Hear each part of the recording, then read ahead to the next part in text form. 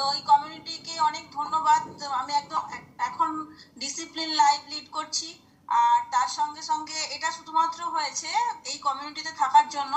Breakfast আর energy drink মানে আমূল পরিবর্তন ঘটিয়েছে আমার জীবনে। আর অনেক বেশি এনার্জেটিক হয়ে গেছি, সেপ চেঞ্জ হয়ে গেছে, বডিতে তো চেঞ্জ হয়েছে, মাইন্ডেরও অনেক চেঞ্জ হয়ে গেছে। আর হচ্ছে স্কিন বেটার হয়ে গেছে, হরমোনাল প্রবলেম রিভার্স করেছে, আর থাইরয়েড একদম নর্মাল লেভেলে চলে এসেছে। আর ওষুধ এখন না নিলেও চলবে, কিন্তু ওই ডক্টরের সঙ্গে এখনো কনসাল্ট করা হয়নি। মনে হচ্ছে যে ডাক্তার এটা বন্ধ করে দেবে।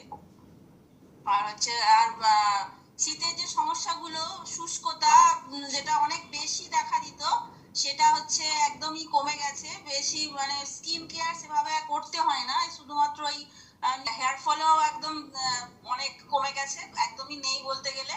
দু একটা তো সেটাও হবেই। ভালো একদম মানে এখন আমার 40 বছর বয়স। মনে হচ্ছে মানে হাফ বছরে, মানে আমার যদি মানে 20 বছরে যেরকম মেন্টালিটি ছিল, সেই রকম মেন্টালিটি এবং এনার্জি ফিরে পাচ্ছি। অনেক ভালো আছি। থ্যাংক ইউ এই community, thank you sir, thank you.